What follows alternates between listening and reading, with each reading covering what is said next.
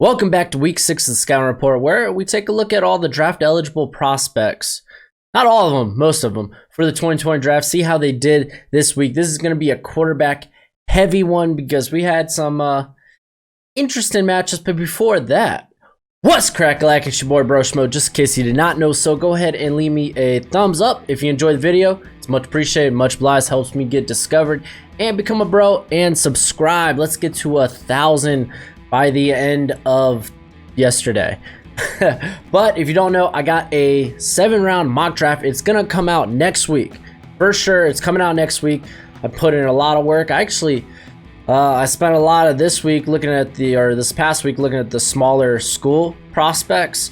So that was very fun, very entertaining. But yeah, it's gonna be a banger. Be sure you are subscribed so you can tune in for that. But let's go ahead. Let's talk about these quarterbacks, because this week I think it's really risen a discussion between what comes first, production or arm talent, because we've seen a lot of the guys with the arm talent not fare so well, and then there's these guys that are producing very well with pretty decent arm talent themselves.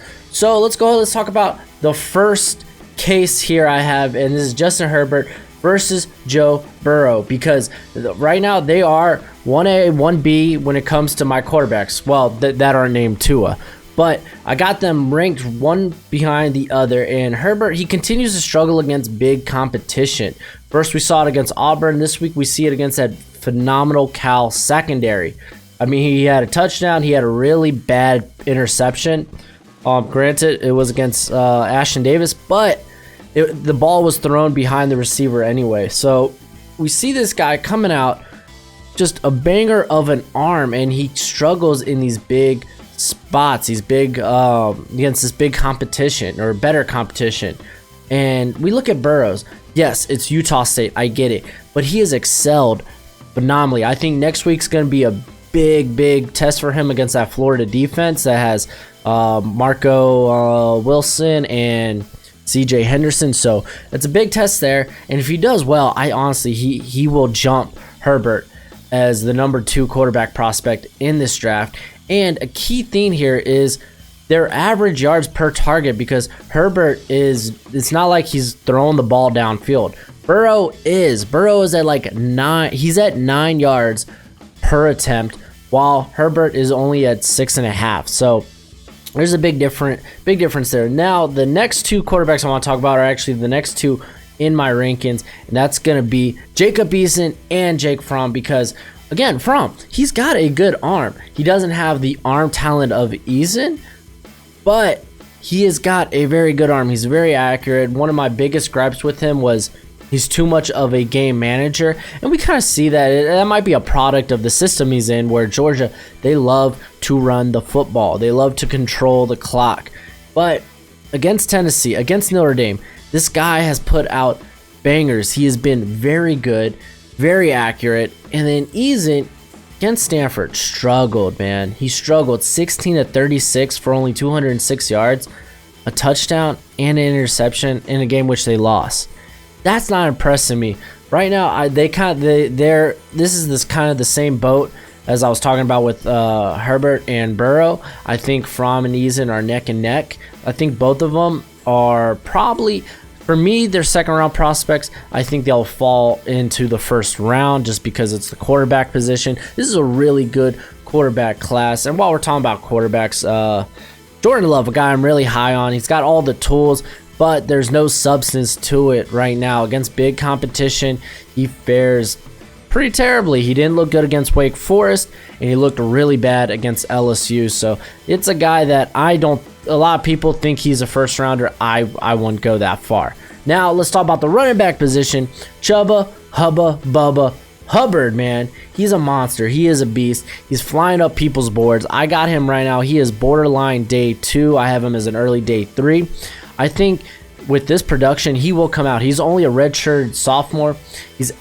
Granted, he averaged only 4.5 yards a carry this game, but that was in a game where they were down tremendous to that Texas Tech team, and they were still trying to run the ball. That Texas Tech defense is not that bad when it comes to run defense.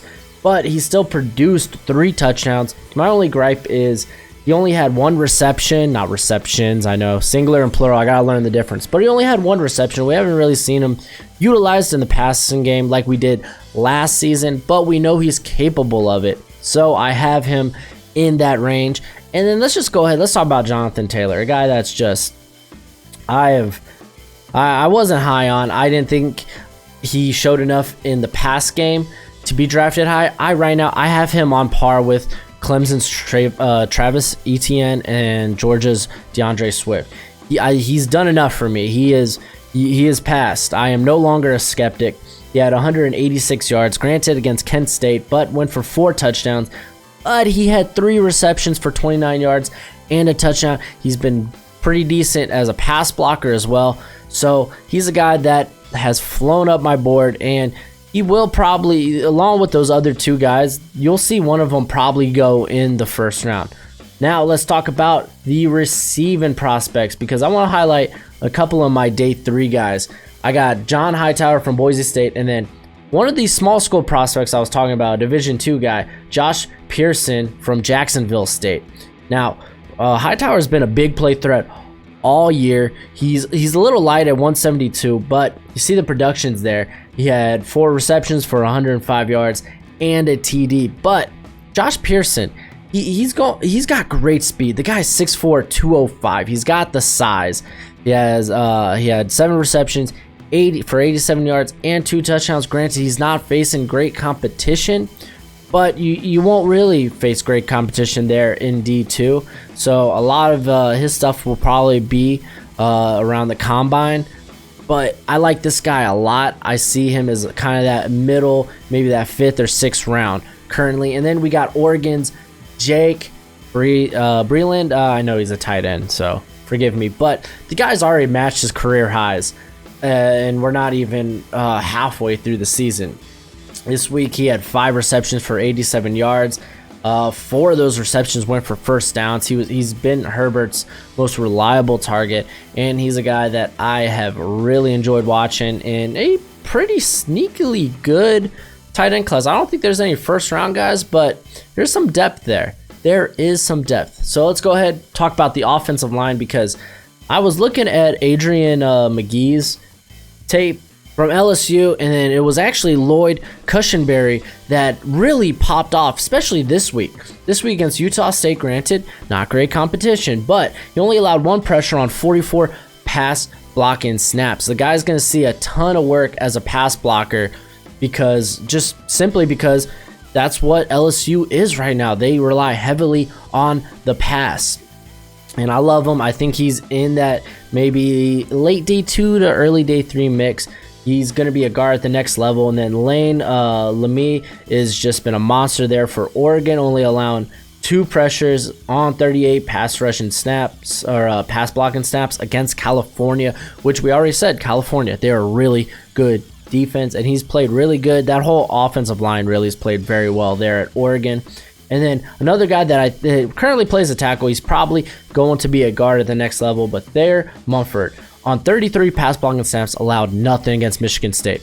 This is a Kenny Willix-led Michigan State. This is a very good defense, and he played very well. This guy, I definitely can see in that day 2 discussion. He has played very, very good. And on to the defense, and we're going to talk about my boy, Levi Onwuzurike, out of Washington. He's finally getting some playing time. And he played very well against Stanford. He had 3 pressures. He had 4 defensive stops. He's finally showing some of the characteristics he did from last year. Now getting the playing time is huge, and he's definitely a day 3 or day 2 type of talent. Now I want to talk about one of the edge rushers, a guy that's been on this list all year. Well, like I guess all 6 episodes. Not all 6 of them, but I love Marlon Davidson from Auburn. He just crushed it this week against Florida. I got a picture here. So this guy, he basically got shoved in the back, and he probably broke the leg of the Florida's quarterback. Wasn't his fault. The guy came out and apologized, but it wasn't his fault. He had no reason to apologize. But he should apologize for the way he treated that offensive line at Florida. On 27 pass rushing snaps, he had 5 pressures, he had a hit on the quarterback, and a sack. The guy was an absolute monster. Then his teammate Derek Brown, finally looking like the prospect everyone thinks he is, showing it in the pass rush. He had 5 pressures on 37 pass rushing snaps. The guy, look at this. He should have had a touchdown. If he didn't fall there on the turf, man, the dude would have had a touchdown. He's looked like a monster this year. I've been very impressed. He's definitely that first round talent, and I think he's finally going to push Marvin Wilson for top defensive interior player in this draft. They're both right up there just because Brown has immense talent, and I mean Marvin Wilson does too, but he's also in that case of the production's just been phenomenal for Marvin Wilson. Then at linebacker, Troy Dye out of Oregon. He was on my underrated prospects going into the year. The guy was a monster. He was basically one of the biggest reasons that Jacob Eason really couldn't do nothing. This guy, he had 3 pressures, he had 3 defensive stops, and then in coverage, dude, he had interception, and then he only allowed 1 catch for 2 yards. The guy is he's going up there. It's not a great linebacking class.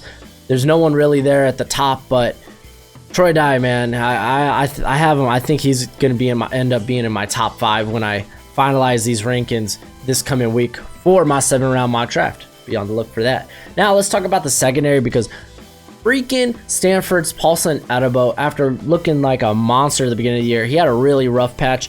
Finally looking like himself here in that Washington game.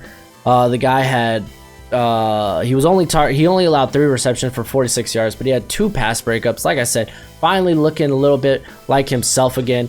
I don't think he's in that first round territory. I think he's definitely a 2nd rounder, but I'm just glad to see him playing well again. And then a guy that was actually on my all Big Ten prospect team going into the year, Coney Durr from Minnesota, was a stud. Granted, it was against Illinois, but I mean, the dude had 2 tackles. He allowed no catches. He had a pass breakup. He looked great. And then let's talk about LSU's Grant Delpit, because the guy continues to be a monster there at LSU. Granted, he's not the best tackler in the world, but you're not going to be drafting him to be a tackler. He had 3 tackles, but he had an interception, allowed 1 catch for 8 yards. Currently, he's 6 overall on my big board. And like I said, he's probably the premier, outside of Ohio State's Jeffrey Okudah, he is the premier secondary talent in this draft. Then Michigan corner Lavert Hill. He's one of the forgotten guys in this draft. Just look at this pick. The guy's probably one of the best man corners in the draft. He only allowed 3 catches for 9 yards. He had a pass breakup, and I expect him to be in that 2nd round to 3rd round range. But that's it for the video. Go ahead and do the YouTube stuff. It's much appreciated. So go ahead, subscribe, and stay tuned for much of my other stuff, because I got a lot of fantasy football stuff coming out, and then I got the 7th round draft at the next week, sometime next week, like Tuesday, Wednesday. I don't know. We'll see.